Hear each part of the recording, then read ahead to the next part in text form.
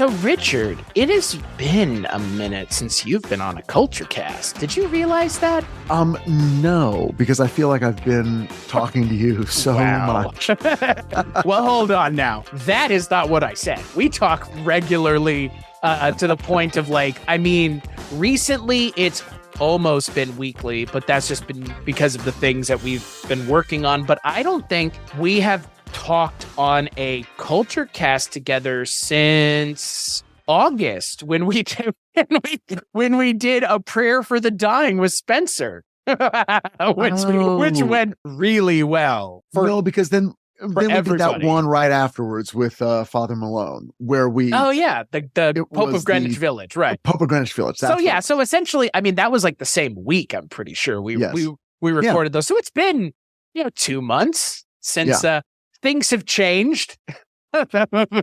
Things have changed in the industry a little bit because you were beating the drum pretty hard for the strike, and now the strike is over. Both strikes are over. Both strikes, Both strikes are over. So we're living People can now go back to work if somebody wants them. Well, and if their movies aren't just going to get shelved by Warner Brothers. Oh my God! Aren't you glad you used to work for them? Aren't you glad you used to have a check signed by someone at Warner Brothers? Like, at least they were paying you, to be fair.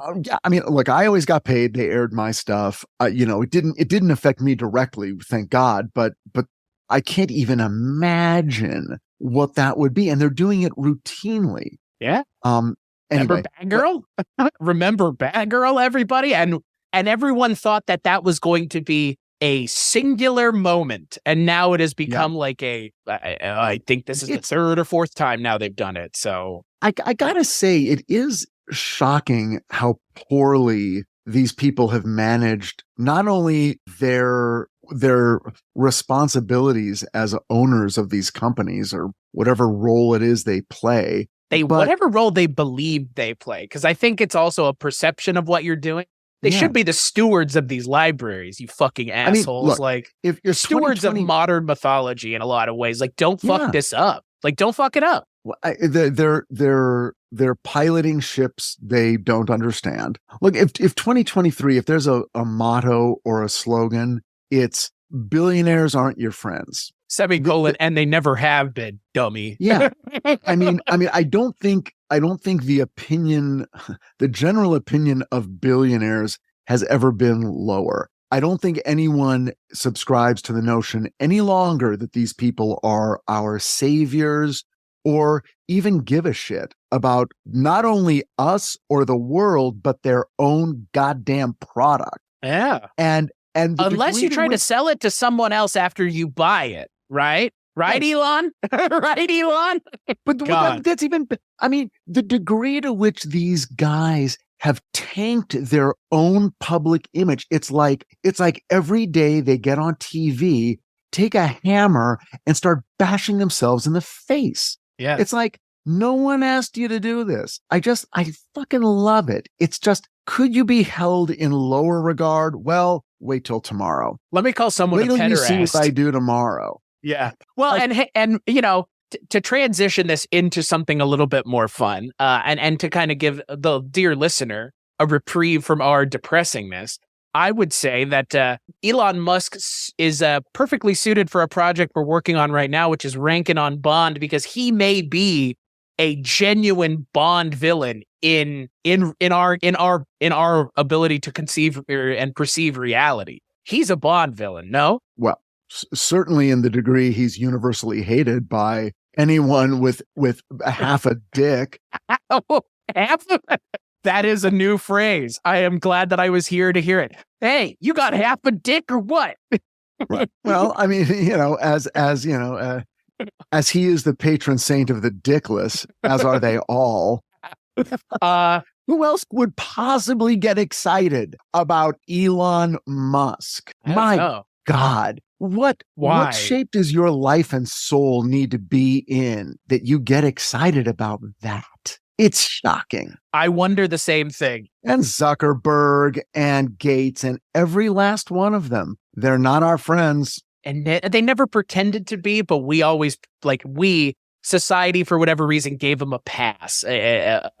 I don't know, looked the other way. I don't know, when someone goes, you could solve world hunger with X amount of money, and someone with that amount of money is able to see that message and goes, like, okay. Yeah. So I failed to see why this person is worth anything other than universal disgust. But it's not worth universal disgust, Richard, what we're going to be talking about on this episode of the Kulturecast, which is still hosted by me, Chris Stachiw, much to the chagrin of many. I'm joined by my good friend. He's now a podcaster and a screenwriter and a lot of things. I don't know. He's one of my close friends, though. I know that much. Your friend and mine, one of the hosts of Rankin on Bass and soon to be Rankin on Bond, Richard Hatem. Hello, sir. Sir.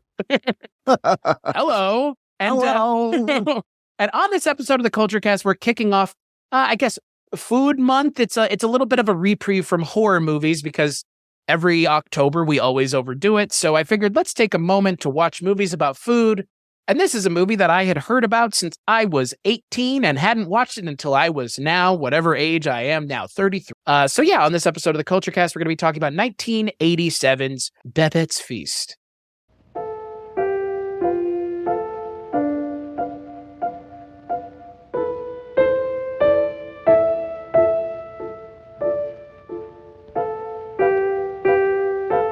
Babette's Feast is the internationally acclaimed movie based on a short story by the author of Out of Africa. Vincent Canby of the New York Times says, "It is swift, clean, witty, and elegant, a spectacular feast." David Denby of New York Magazine calls it marvelous, a triumphant sunburst of sensual and spiritual delight, a supreme banquet harmonizing body and soul. David Anson of Newsweek calls it an irresistible mixture of dry wit and robust humanity. This bountiful movie, like the feast itself, can turn your heart. Richard Schickel of Time Magazine says, "It is delicious, a meal that memory will forever savor." Babette's Feast from Orion Classics. Wow. 87. That makes this movie, what is this, like 35 years ago-ish? 36. Jesus Christ. Because I remember when this came out. This movie was a thing. So let me take you back to where this movie took me. He's just going, folks.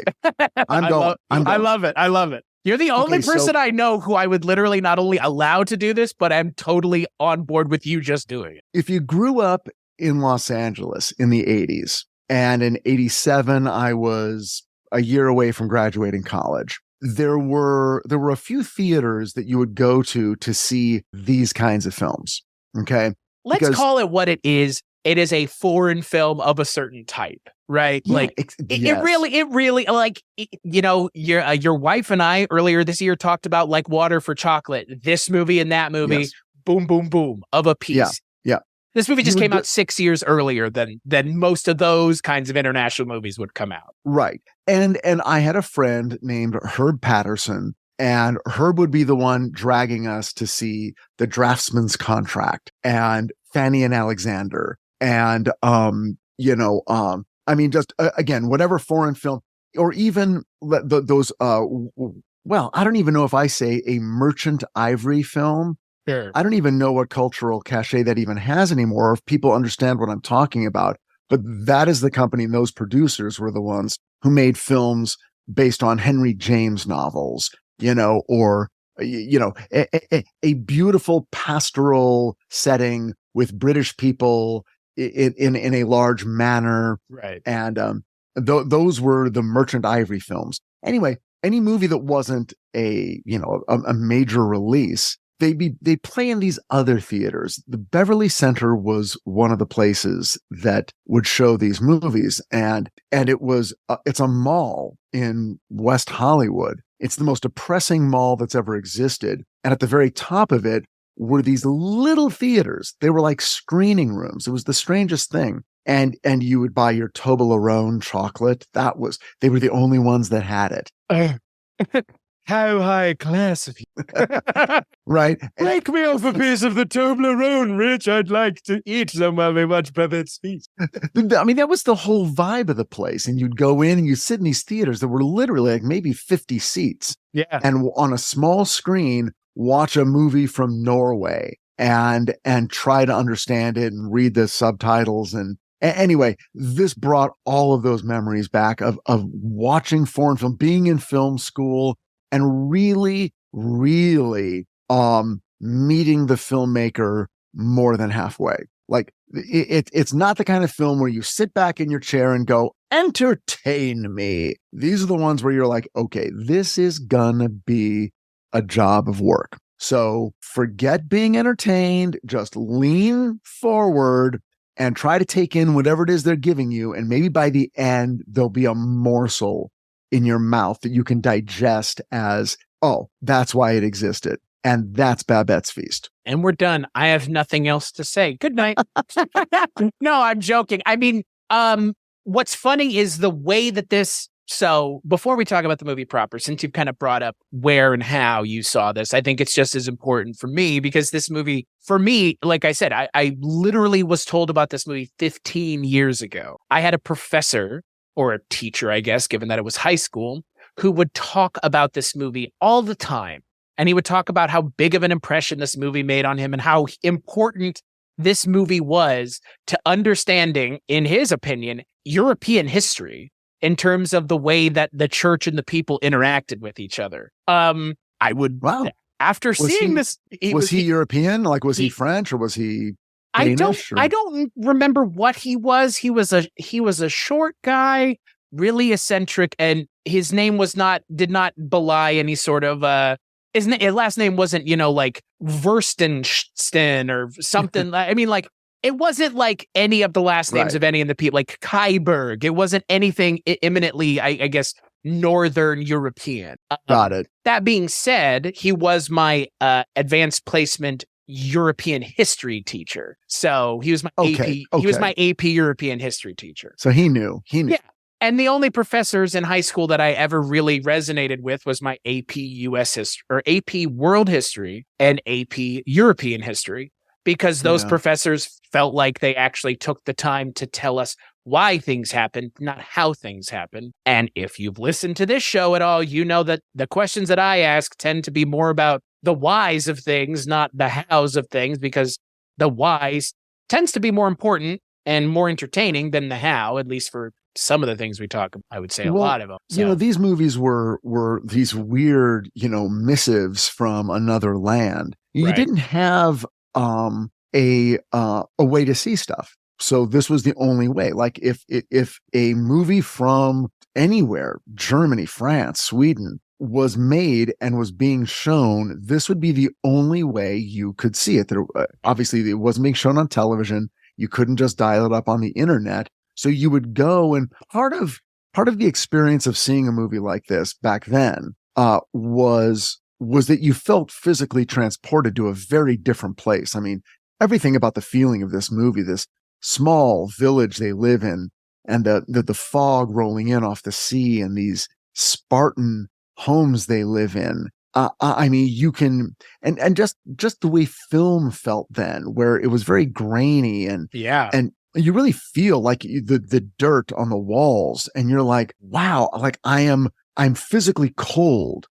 Watching the fog slip in through the window here of this uninsulated house. I loved this. Can I say that? I loved this movie.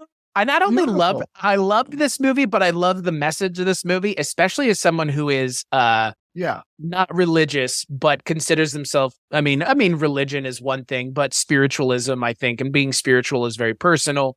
I think religion is more of a shared experience. Spiritualism is a personal experience. And we'll get into it. Yeah. But no, I enjoyed this movie immensely. Obviously, I mean, there's a lot to talk about that has very little to do with the movie itself and more the themes. But just the movie itself, the things that you just mentioned, the way it's shot, where it's set, because the story is set somewhere different than the movie is set. The story is set in Berviglag, and the movie is set in Jutland, which is more remote than the story. I mean, the story shows that it's remote, but this feels more remote, even more remote.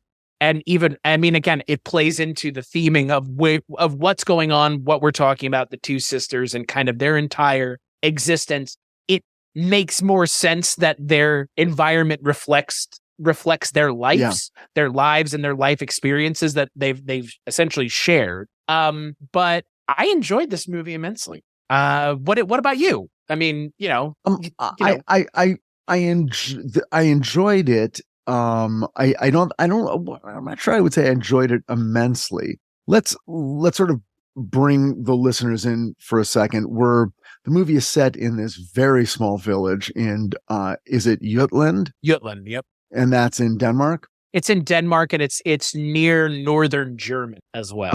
Okay. And it's in the 1870s, and in the decades previous, there are flashbacks. But basically, we're sort of in and among a very small group of people in this town, many of whom belong to I wouldn't say a cult, but sort of a very strict religious order that is Lutheran. It's Lutheran, but it's there's an asceticism about it. There's a stoicism.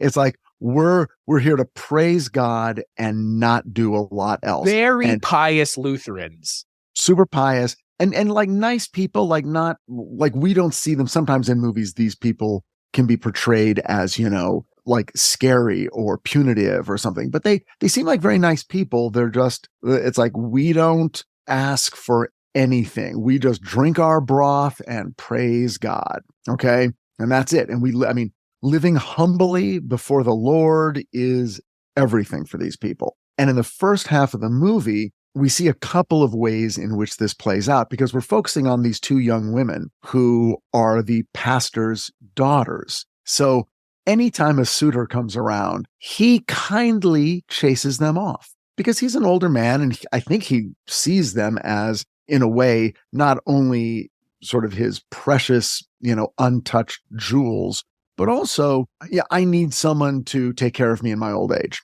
If you marry my daughter, she's going to leave, and then what will become of me?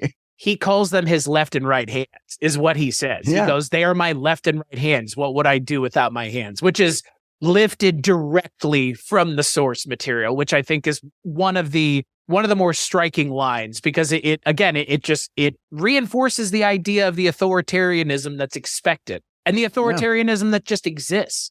They're my left and right hands, and that's what do you want me to do? That's the like, what would I do without them? And it's like, well, you could do plenty, but that's not the point. But that's not the point, because that's not the expectation. And he's not presented as a horrible guy. No, it's just that's I would say he's presented, that's their culture, and that's it. He's presented without airs almost entirely. I mean, he's just presented very matter-of-factly. You don't get a sense of him. You get more of a sense of him the way he's remembered by other people than the way that he presents himself. But that's intentional, given his purpose in the story and his visibility within their community as a prophet, a literal prophet. Yeah. He's a big deal among 12 people in this remote village. But I mean, also towards the end of the story, we learn that the queen herself reads his texts. So, I mean, again, like, I think the thing that's strange is we don't know his reach outside of this village. So the expectation is it's just these 12 brothers and sisters of Christ living together in the middle of nowhere. But I mean, we never get a sense of it, but I think also that adds to the theme of the movie and what the movie is talking about. So in the middle of this film, a couple things happen. Each of these sisters, in their own way, has a suitor who comes from outside, the outside world. In one case, it's a young man moving his way up through the military, and he ends up spending a few months there, falls in love with one of them. But because the mood, not only of the landscape, but of the sort of the religious, mood of the town, finds it so oppressive that he realizes, this is tougher than I thought. I can't stay here. I'm in love with you, but this is impossible. And so I say goodbye, and he leaves. Which is interesting is that your interpretation? Well, according to the subtitles that I read, he kind of implied, whatever's going on here, I can't hack it. I'm not fitting in here. I think I got to go. Which is interesting, because in the source material, and my read of it was, he finds there, it transforms him so much that, he takes that with him, and he makes that very clear, like the things that he's learned while he's there. I guess I didn't get I don't know, the thing that I got the sense of was that he couldn't be there around her if he could not have her. Right. And I guess I have to assume that is not a possibility. Like, on no level would he have ever been able to marry her. I guess right. But that's the thing. Like, I think she could have left with him. I don't like. I think the decision that she makes that decision to not. Right. Well, it's funny because we don't.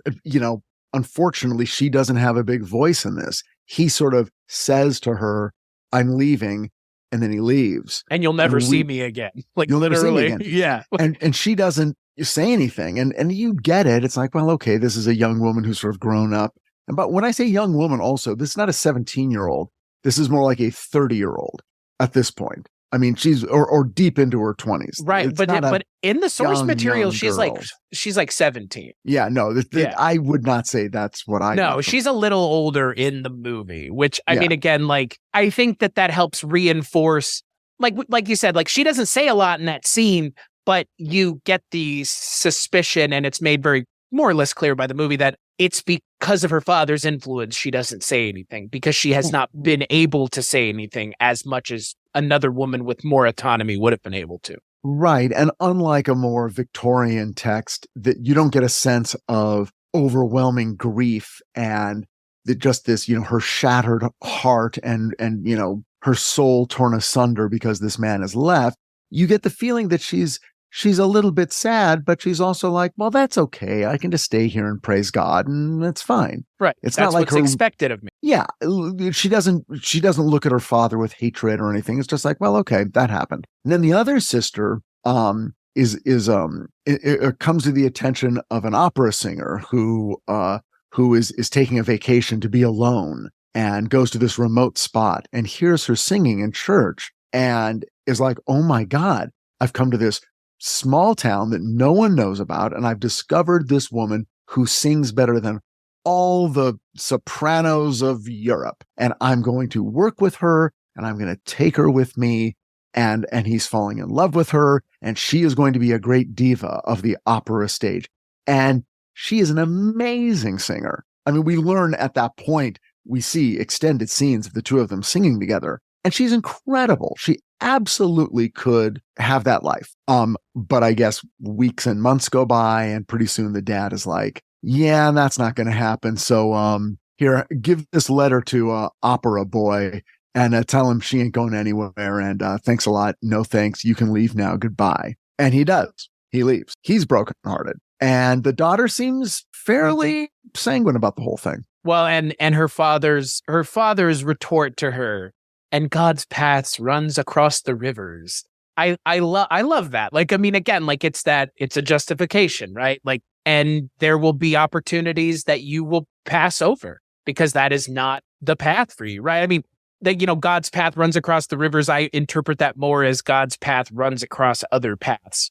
I interpret the phrasing of rivers as opportunities, like another path of your life. And that's not the path God, I mean, you hear it all the time now. You hear, that this is God's path. When one door closes, another opens. Like, right. What is God's plan for you? Right. And God's plan, theoretically, the way it's explained to her is you will follow this path that you're on. And it is, willingly depriving yourself of worldly things in a lot of ways, yes. Worldly happiness. And that's, again, God's choice is God's path for you is not the path of worldly delights or beauty. Because again, the thing that is kind of not overlooked, but the thing that, again, the movie doesn't really, because it's a literary thing, matter in the source material. They talk about how Hatem, the opera singer, goes to Jutland and he feels old and alone. But then he goes into the chapel and he hears her singing, and it's like an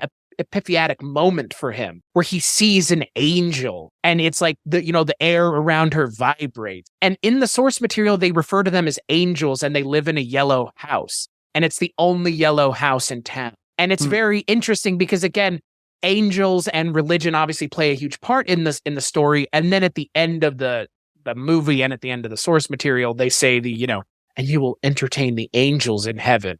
And we'll get there when we get there to talk about that. But I think it's interesting that they don't put as much time into this idea of these women are also really transformative of the people that they're meeting. It's not just, it's almost like they're not transforming the way they're transforming other people, that the place that they live and their belief system has this transformative nature on the people that they're meeting, but they themselves are so stuck, seemingly stuck. And again, as we continue through the narrative, like we see that they are not only literally physically stuck, but also emotionally stuck, however you want to perceive it. I mean, again, religion can sometimes not allow you to grow because the expectation is you will follow the ways of the text, which leave very little room for interpretation sometimes, or modern interpretation, or modern viewing it through a modern lens. I again, like the old ways and the new ways clash in this movie a lot because of the people coming into the town and interacting with the townspeople. Yeah. Yeah. And years go by, decades go by, and they continue with their life and the way it's always been. The way it's always been. And it doesn't get any better and it doesn't get any worse. It just is what it is. And they seem happy enough. And during this time, a young woman, Pepin, the opera singer, a few years later, when war comes to France, civil war, a refugee is sent to the town, a young woman named Babette, and he basically says, "Would you please take this woman in and give her a job, let her be your maid servant, and help her out." And they're being good Lutheran Christians, and they're like, "Of course we will." They're like, "Well, we can't pay you though." And she's like, "I don't need to be paid. I just need somewhere to be where I'm not going to be killed.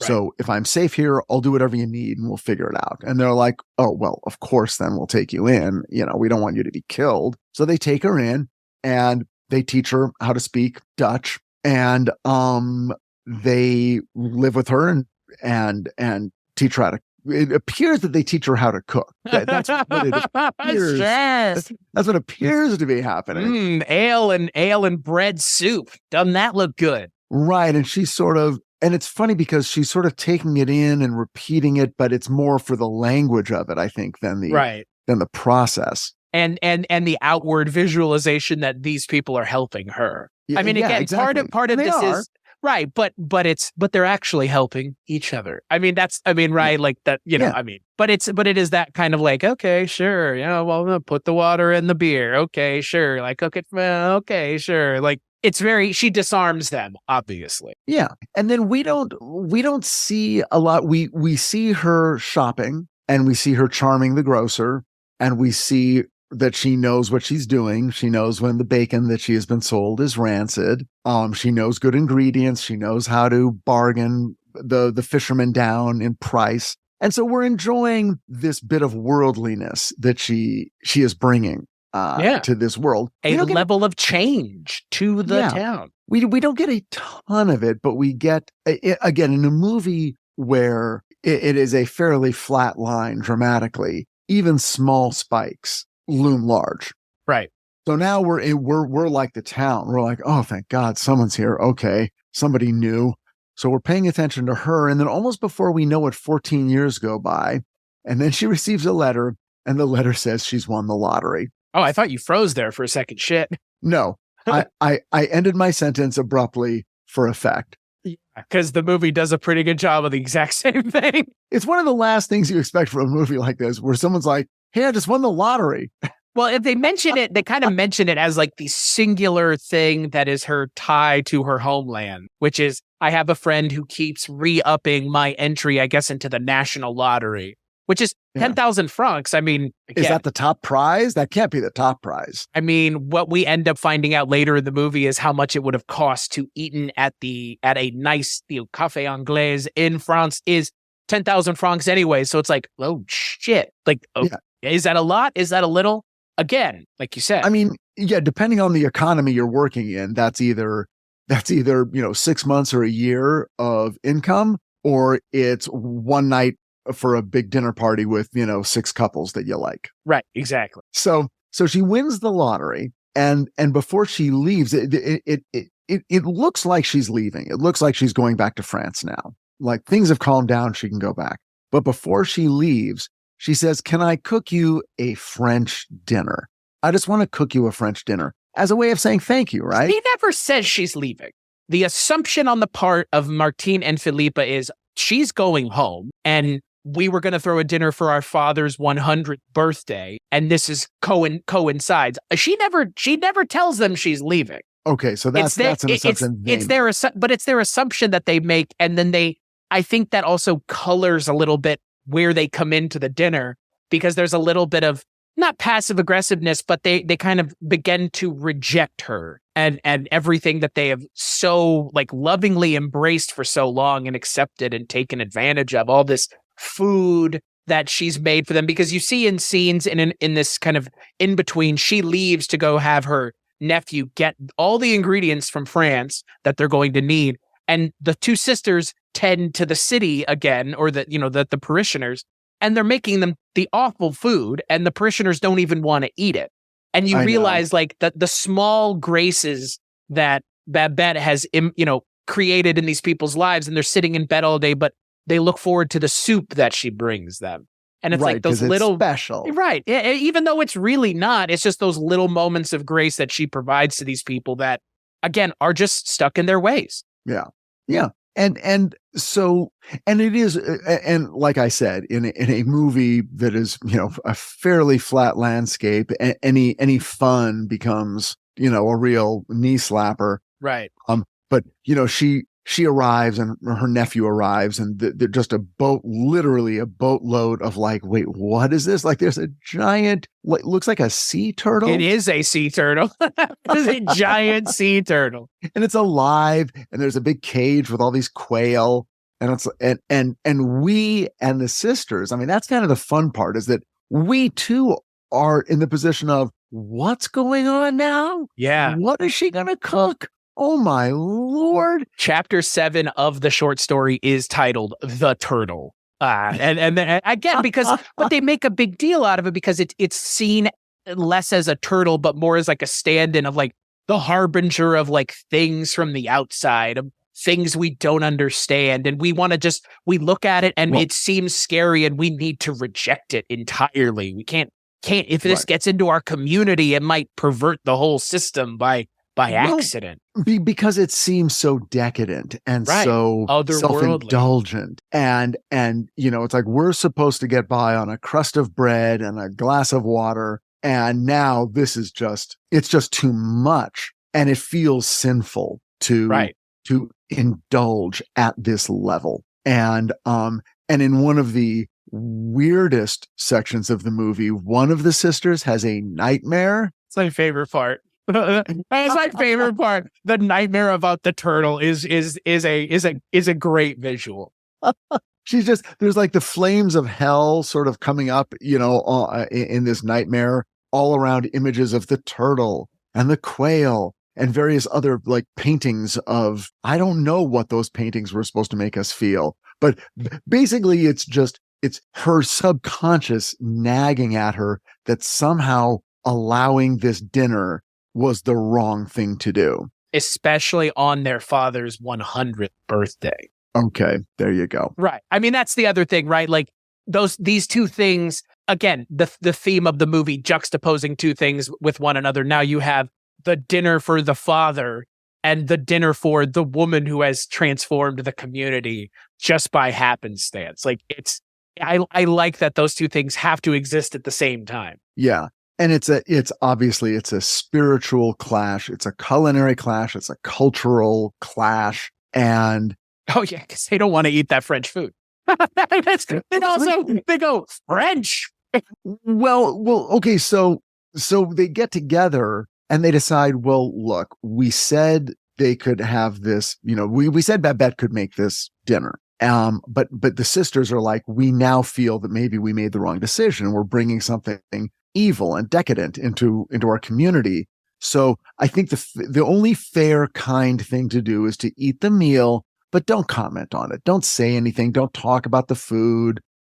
We just eat it. It's just a meal. It's not special. Just a meal. Don't even enjoy it. Don't even outwardly show that you are enjoying any of it, no matter how good it is. Right. And yet, let's not forget, the bottles of wine and bottles of champagne and liqueur that, the Amontillado.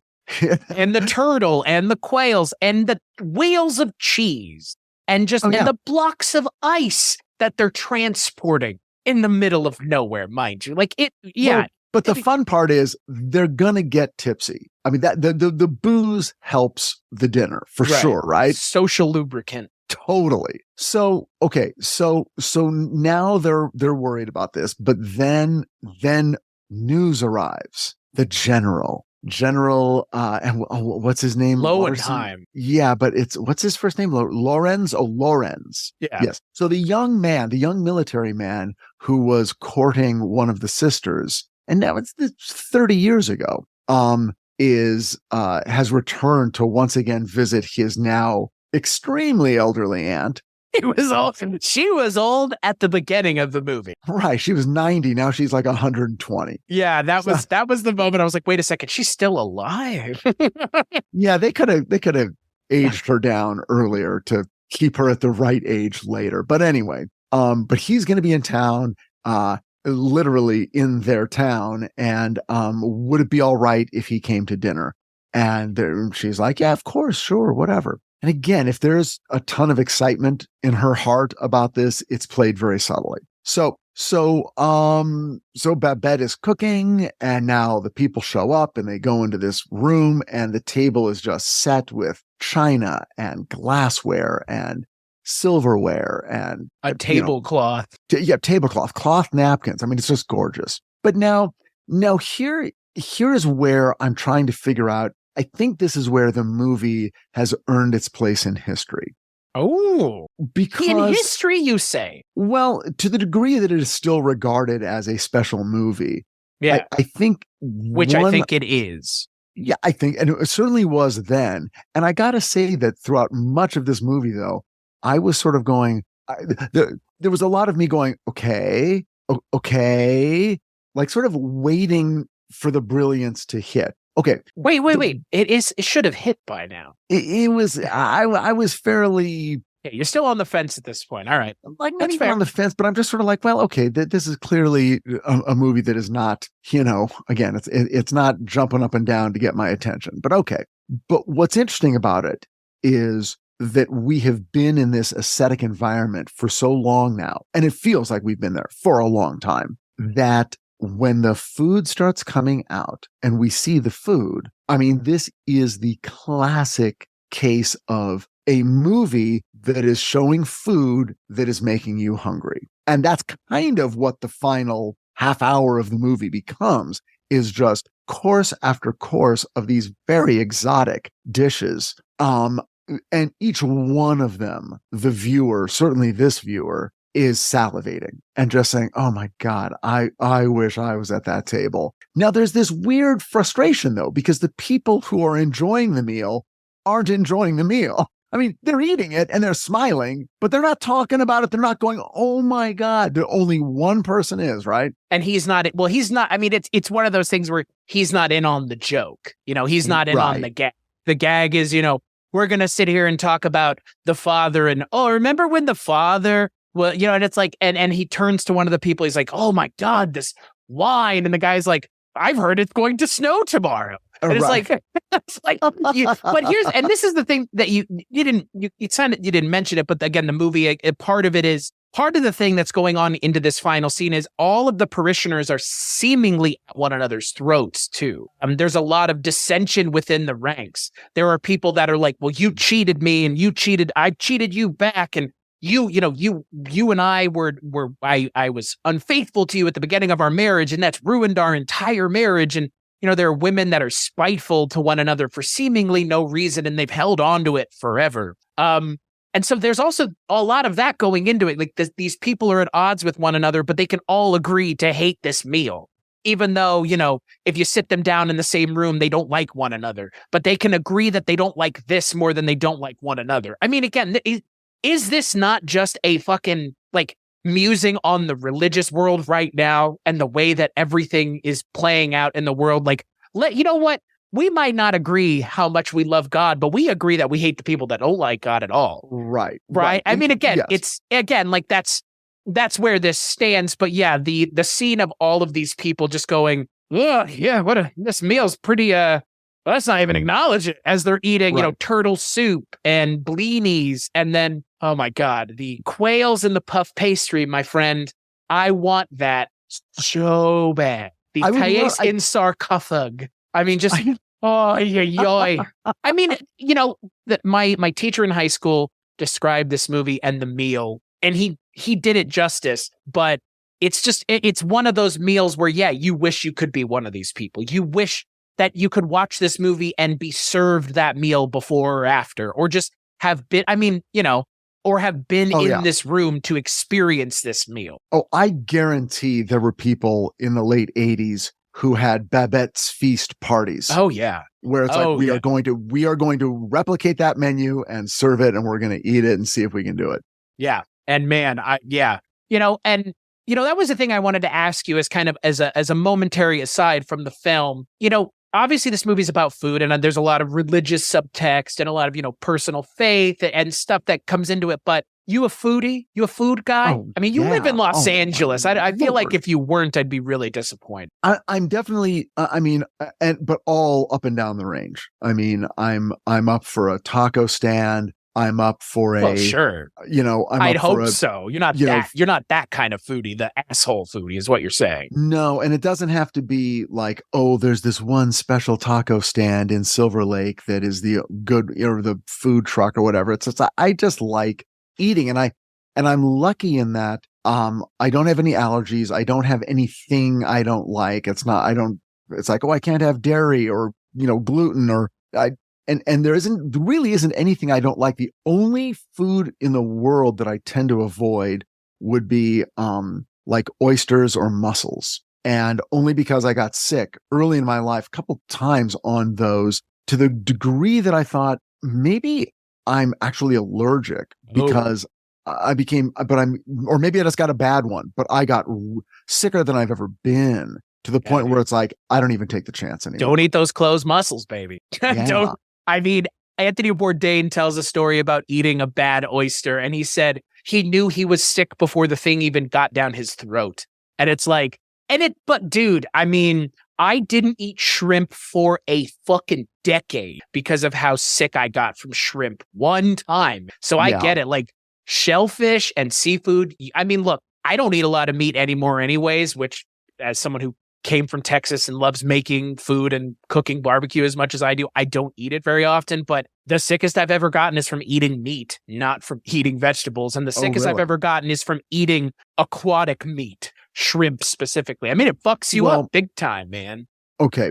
So I'll tell you my biggest foodie experience from almost 25 years ago. It was the one time I've been to Europe. I spent a week in London and a week in Paris. This was with my ex-wife, and it's when the kids were really small. Anyway, we ended up going. And when we were in Paris, there were 2 or 3 nights of really, really like top of the guidebook, here are the top 5 restaurants in Paris.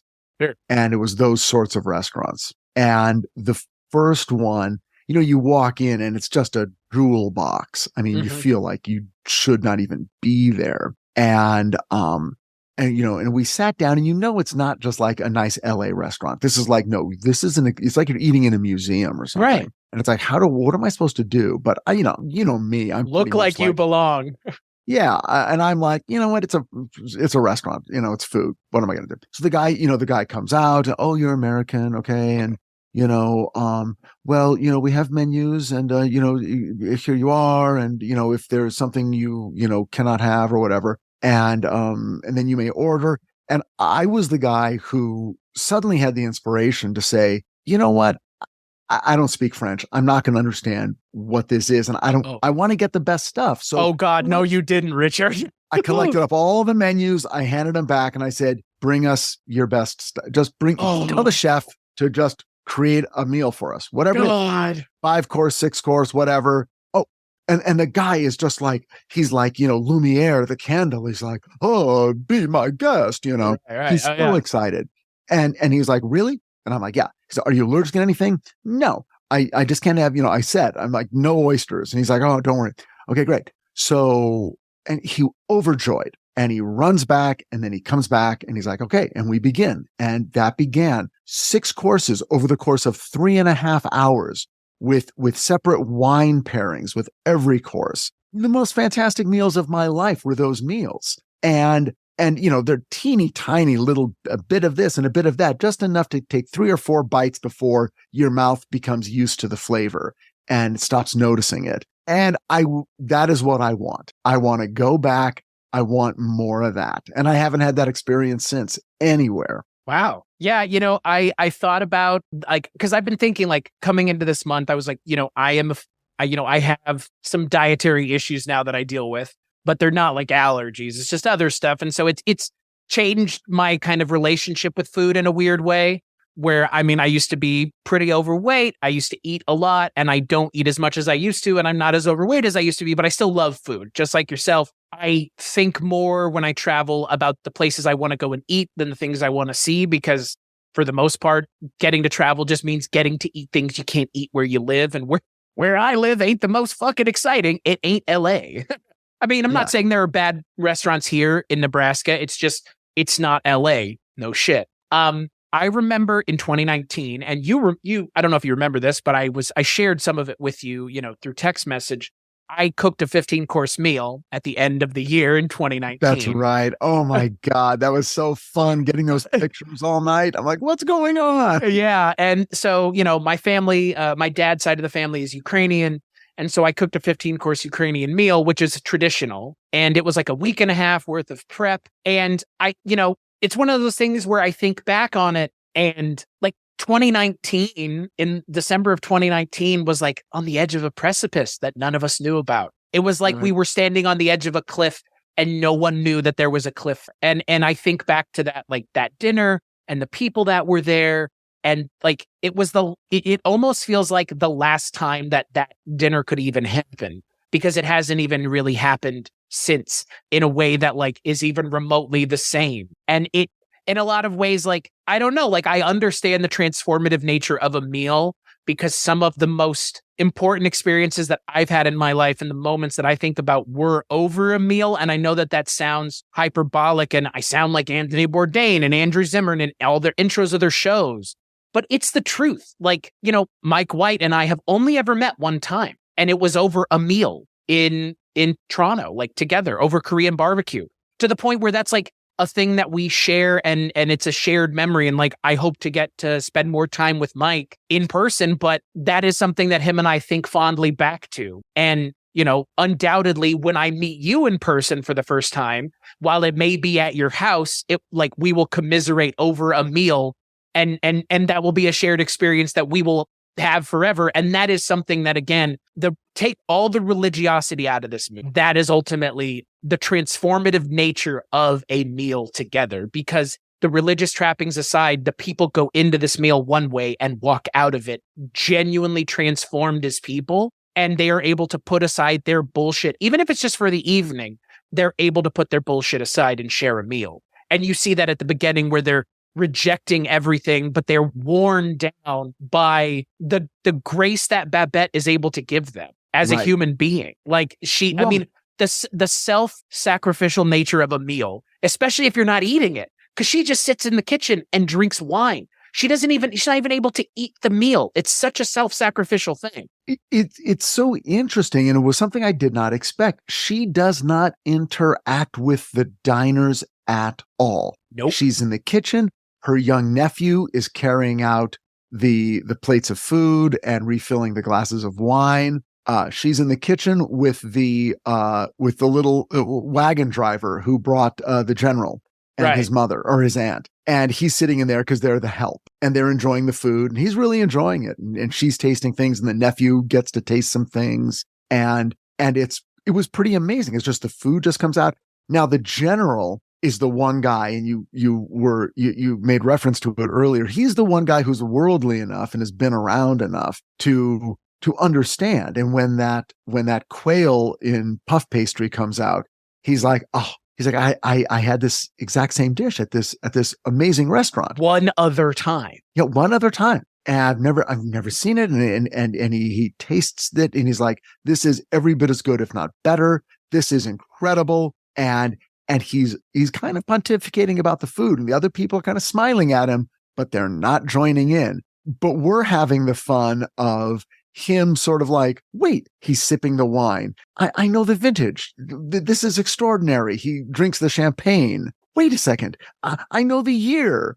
I mean, he knows, he's really getting it. He's really getting it and really enjoying it. And thank God, because if no one at that table is enjoying this meal, it would be the most frustrating thing to watch, because what we want is to see these people just give over to a more physical side of their nature. And of course, that's one of the themes of this movie, is that is the question, is denying yourself physically truly a way to praise God? Right. The God who has given you your physicality, who has placed you in a physical realm where you can only continue to exist by indulging in sex and food.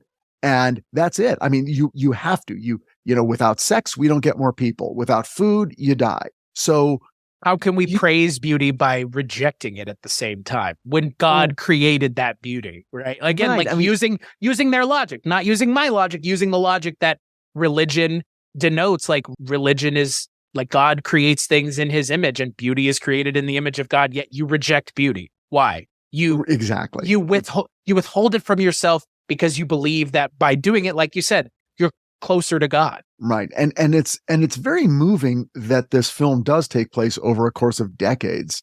And we see these people, but especially these two women, age in a way where they're still, I mean, again, they're lovely and they are good people, but you can't help but question, and then overtly question at the end, especially when this old suitor comes back after decades. How have I spent my days? And did I spend them the right way? And did he? And what are his feelings? And you know, how do we reconcile the passage of time and our choices? And it's an occasion like this dinner, that ultimately forces the more reflective of them to really come to terms with those things. Well, and I really love the kind of speech that the general gives. You know, he kind of stands up with his glass and he's like, you know, there comes a time when your eyes are opened and we come to realize that mercy is infinite. We need only await it with confidence and receive it with gratitude. Mercy imposes no conditions, and lo, everything we have chosen has been granted to us, and everything we rejected has also been granted. Yes, we even get back what we rejected, for mercy and truth are met together, and righteousness and bliss shall kiss one another. And I mean, again, you hear it right there. This guy who rejected this choice, who rejected this place, these women who have rejected moving into the future, moving into a different life, but yet here they all are once again. Right. And he says when he takes his leave that evening, he says to this woman that he's like, I've been with you, or you have been with me every day. Every meal. Yeah, maybe not physically, but spiritually, and you will be with me for every day for the rest of my life. And again, it's strange that he seems kind of okay with it, and she seems kind of okay with it, and he leaves, and she watches him go, and again, you're not left with that sort of, you know, Heathcliff on the moors. No one's going to jump from the belfry because the love of their life has left. They have found some sort of grace and mercy in this moment, and the parishioners in the town, they've had a few glasses of wine, you know, and they've had their, you know, their meal, and they're definitely feeling the effects of it, and they are able even to reapproach some of their grudges with each other and say, hey, you know what, you cheated me years ago, but I got back at you in ways you don't even know about. And I guess we're even. And everyone seems kind of okay with it. Something about the meal unlocks a level of self-reflection, self-forgiveness, and forgiveness of others that I do sort of feel will last. I mean, these are very subtle effects, by the way. There are no big scenes where big plot points are resolved. There's just people going, all right, I know you and I have fought in the past, and maybe we don't like each other, but we're good with each other. Well, you mentioned it as well, the idea of mercy, right? Like these people, he says that, we wait at the moment to be granted mercy and hope that we can do it with like confidence and gratitude and being grateful for the opportunity to have that. And it's, these people are at one another's throats, but then they give each other that moment. And it's kind of beautiful, frankly. Like towards the end of the movie, you see these people just kind of, it just drops away and they leave it in that room. And it's like, do they need to re-acknowledge the fact that these things have happened? No, because I think at some point you're just given the opportunity to move past it. And so many people don't ever take that opportunity. And again, he mentions it. He says, you can wait for it. And when it comes, it comes. And you need to be willing to accept it. There needs to be a willingness to accept these things that you can be given the opportunity to forgive someone, to give that mercy to someone. And so many people never get that opportunity, but these people get that opportunity and they give it to one another. And the general's able to give it to the woman that he, courted so many years ago as well. He looks at her and says, even though I rejected this as much as she rejected it, I still had the opportunity to come back and tell you that I never forgot. And it's not like I left and forgot you completely. And I forgot what you in this town gave me. And that's, again, it's such a transformative moment that I understand why this is Pope Francis's favorite movie. Isn't that crazy? I know that. That's crazy. And he mentions it too. Wow. Isn't that crazy though? But like, if you think about it, like, is the discussion that this movie has not one that more people in the religious community should be having? Like, to understand that, yes, to reject the forward momentum of time can be a thing that you're being asked to do in the church, but at the same time, to do that is to not be part of a bigger conversation in a lot of ways. Because you see it with the general, like, he goes on to say, like, well, I've done all these things and I've seen all these things. And these other people just look at him aghast. And you wonder, is it because they could never see themselves doing it? Or because they realized that this guy who was in their town made the decision to leave and they could have made the same decision and never did. This, right. Not just the sisters, but all these other people. And he was in their town, which means they were in the same space and could have left just like he did and chose not to. And you wonder, like, what are they seeing in him in that moment that they're also seeing, in themselves? I don't know. Like, there's a lot going on at the end of this movie. You're completely right about the last half an hour of this movie. Right. Oh, and then, and we haven't even reached the final scene, which is the most interesting. He says, what does the general say about fear? He says something about fear, or I almost feel like he says something about decisions made of fear, or, which sounds like he's ruminating on regret. There was something in my subtitles, and I sort of, my attention was drawn away for a moment, and I'm not sure I got the full impact. We tremble before making our choice in life, and after having made it again, tremble in fear of having chosen wrong. But the moment comes when our eyes are opened and we see and realize that grace is infinite. Grace, my friends, demands nothing from us but that we shall await it with confidence and acknowledge it in gratitude. There you go. Yeah. Yeah. Again, so it's not, the moment of acknowledgement. It's not a story of people living with regret. It really isn't. No, they've made their choice. They've made their choice. So then our final scene comes, and it's Babette, and it appears now she isn't leaving.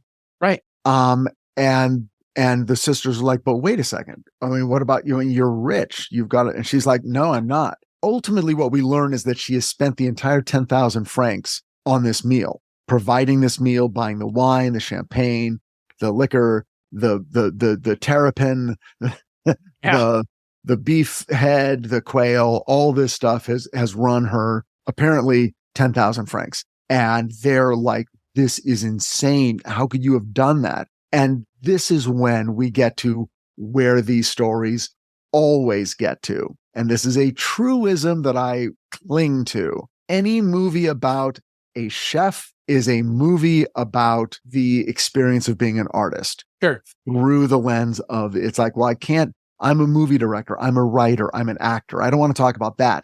So I'll talk about someone who cooks, and I will use that as my metaphor for creation and then consumption by an audience. And that's what she says. She says, I'm not poor now. an artist is never poor. You do get the feeling, and then she reveals, I was the head chef at Café Anglaise. The one that was spoken about so lovingly by the general. Yeah. Which also, we kind of didn't mention it, but I think it would stand kind of a little inspection. What is the movie saying by having a communist revolutionary come and live in the household of two Lutherans? Because is that not the implication? I mean, she's a revolutionary. You mentioned she's a refugee, but it's more or less hinted at like she was on the wrong side of the conflict, which in the conflict we're talking about, that would make her one of several things. But a revolutionary who is on the wrong side of the revolution. But I think it stands more to the idea of what does that mean for this character who is a strong woman, clearly of her own autonomy, taking a backseat of that autonomy to serve two other women of the Lord, you know? Right. And well, not only that, but also the impression that we get is that whatever this artistic impulse she has, it has not found expression in at least 14 years. Right. Not in the way she would like for it. Right. So if her thing, in other words, if she were a violin player, she has not picked up the violin in 14 years because of circumstance. Right. But now she's picking up that violin and she does her performance. And I don't know that there's any acknowledgement. I don't know that it's not like people are stopping by in the kitchen going, oh my God, Babette, thank you so much. This was delicious. But do they have to? That's I don't know. What do you, I don't know. Well, I mean, that's the question, right? But I mean, just think about it in terms of podcasting. I mean, we sit here and we talk, post the episode on the internet. I assume people listen. I know when I go and listen and look at the stats and the numbers, I know people are listening, but don't have the highest amount of audience engagement from the audience to me. So again, it's that same question of like existing as an artist in spite of engagement directly. Do you need it to continue? Is an artist, what makes an artist rich versus an artist poor? Well, there are people who are artists within themselves who, even without exterior acknowledgement, like they would just be painting, you know, and those paintings just go in up in the attic, and then another canvas, and then another canvas, and then another canvas, and they're not waiting for someone to either give them an award or pay them a lot of money for them to feel, okay, now the transaction is complete. The transaction is complete once they've completed a work of art, and it could go in the drawer. Right. It could go in the trash. There is that type. Yeah. And then you sort of, fill out the rest of the spectrum where for other people to some degree, you want a reaction. Obviously. And there's some forms, if you're a stand-up comedian, you need the laughs. If you're not getting the laughs, you're not really a stand-up comic. So what do you do? Yeah, it's again, like it doesn't seem like to me the movie really wants to have that conversation. Obviously, I think it kind of just brings it up at the end. I think it's interesting that does the movie not more or less come down on, or kind of, it's weird that the way the movie ends doesn't necessarily paint our two sisters in a necessarily positive light, right? Yeah, like it doesn't. Right? Well, they don't get it. They still don't get it by the end of the movie. They still don't get it. Right? They still don't get it. No, I'm glad that we're on the same page there, because like it's what she says to her at the end of the movie, like, oh, how you will enchant the angels in heaven. Like, did you not hear what she just said? Like, she literally just said, like, none of that matters to her. Well, yeah, she's not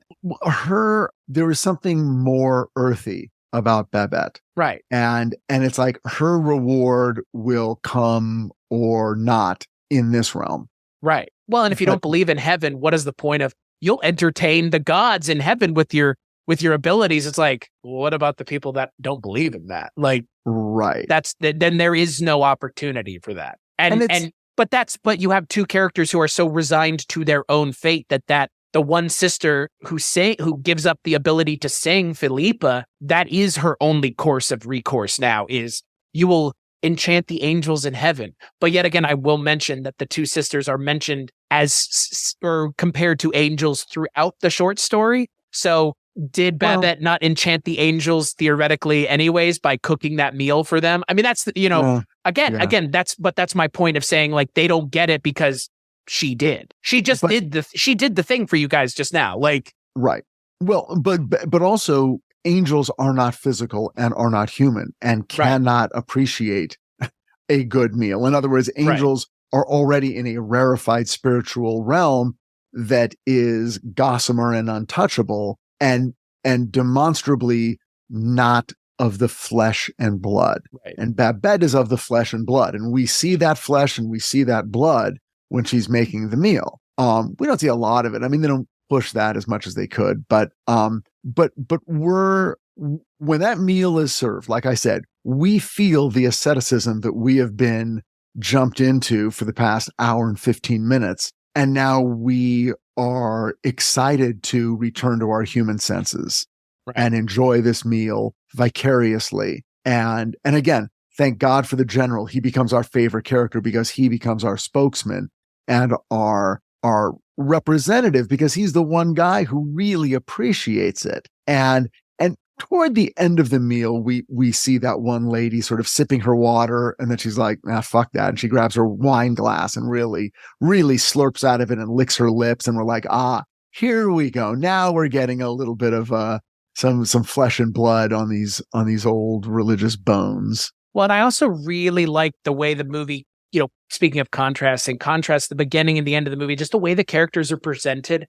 The sisters, when they're younger, are not dressed in white and black. They're dressed in yellows, golds. And then the end of the movie, it's all black and white. But one of the few things that Babette never wears is black or white. She's more or less always wearing gray, which I find to be interesting, given that the sisters only wear black and white, more or less through the entire present day proceedings of the movie. And so again, what is that saying about the area in which Babette exists is a gray area, because she's trying to balance her existence against the existence of these people that are stuck. And she makes such small changes that make such big impacts on their lives. They don't really mention it in the movie, but in the short story, they talk about how she takes over the cooking and the cleaning, and all of a sudden it doesn't cost as much to make the food. And she's made it somehow cheaper, but the food better. And it's that, again, what is that commenting on in terms of religion? The stuckness of religion doesn't allow for any progress, which could make their lives easier, which could make them thankful for the existence of this weird woman who's come to their town and is now making better soup for them and allowing other women to get things for cheaper from the fishmonger.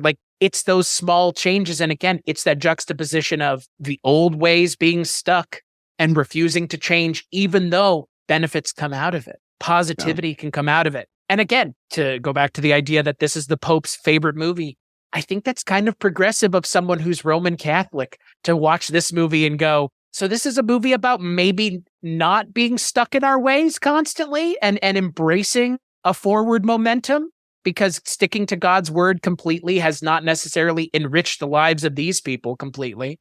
In a lot of ways, it's caused them to be stuck, and being stuck is not a positive in a lot of ways. Right. And I've never, personally, I've never understood, maybe I've understood, but I haven't liked the notion of rejecting the physical for only the spiritual. Mm-hmm. Do not, no singing, no dancing, no eating, no drinking. Obviously, not to excess or to enjoyment. Yeah, exactly. And it does seem sometimes counterintuitive to deny yourself the gifts of creation when they are gifts. And who are they gifts from? If you believe, then they must be from God. So, right. Yeah, I enjoyed the questions that this movie asked a lot, but I also enjoyed the movie for what it is. It is a visually rich movie that, the way it's shot is just, there's a reason that this movie is so well regarded, not just as a movie, but the cinematography and just the visual richness of the movie cannot be overstated, frankly. I don't know. There's something about a movie shot on film, right? Especially a foreign film in this place, in this time. And do I think that this is a movie I should have watched 15 years ago? Probably, but I don't think I would have appreciated it as much if I had watched it when I was 18. What is an 18-year-old going to get from this movie is my question. Yeah. You're looking at him. That ultimately is the question that this movie asks, is with the passage of time, what do we want for ourselves? And if we deny ourselves things in the hopes of future gains in another plane of existence, are we foregoing things that we miss now and the opportunities that we don't take? And this movie was produced by Benny Corzin, which is why you're on this episode. Who's Benny Corzin? Benny Corzin produced a lot of Rankin on Bass stuff, a lot of Rankin and Bass done. stuff. So there you go, Done. right? Good. Full circle. And right. now It's like poetry. It rhymes.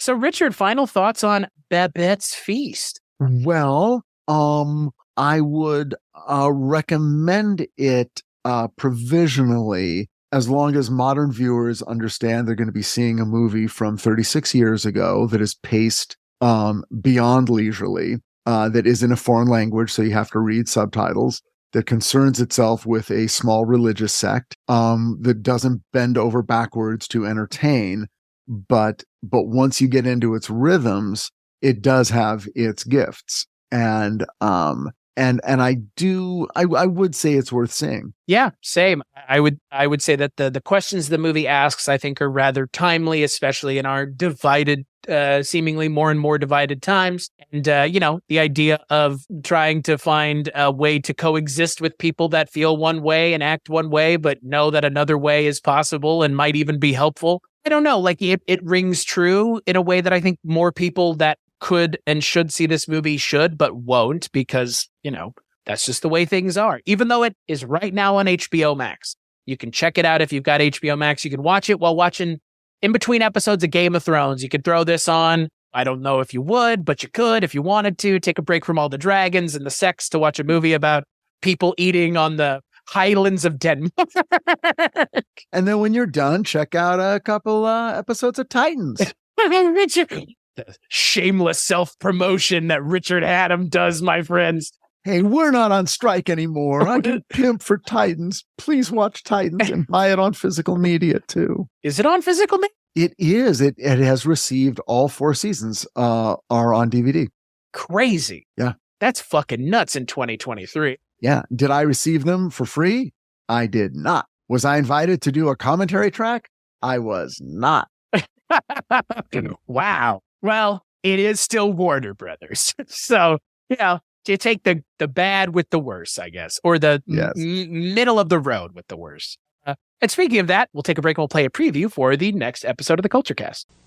It's the controversial film Time magazine calls excellent, exciting, extraordinary, diabolically funny, raves Rolling Stone. The Cook, the Thief, his wife, and her lover. Rated R. That's right. The next episode of the Kulturecast, we're going to be watching another movie about food that happens to be, yes, an international film. The Cook, the Thief, his wife, and her lover. From what I've heard, it's a little bit more exciting than this movie. I think there may be cannibalism in that film, and I've never seen it, but Father Malone is a huge fan. Oh, wow. Okay. I haven't seen it, but it sounds good. I'll be listening. Until then, Richard, so now I guess this is the first time you've been on the Kulturecast since all the wildness happened. So where can people find you and the things that you work on, both podcast and not? Well, you can find all my podcast work on Weirding Way Media, along with my wife's podcast, 80s TV Ladies. And then you can watch my stuff on HBO Max. Watch Titans and write a letter to David Zaslav and tell him that you want that show to remain on the platform and not have it pulled off, so that he doesn't have to pay residuals.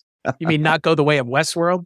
Yeah, and so many others. So yeah, but seriously, I'm mostly glad that the strikes are over so that people can consume entertainment without feeling this weird sort of inner conflict. Because I had so many people come up to me going, well, should I cancel all my cable? And should I not go see Barbie? And all the writers are like, no, enjoy the product. That's what we want. We want you to enjoy the product. We want there to be movies that make $1 billion. We just want the people who made those movies, the actual artists involved, to share in those profits.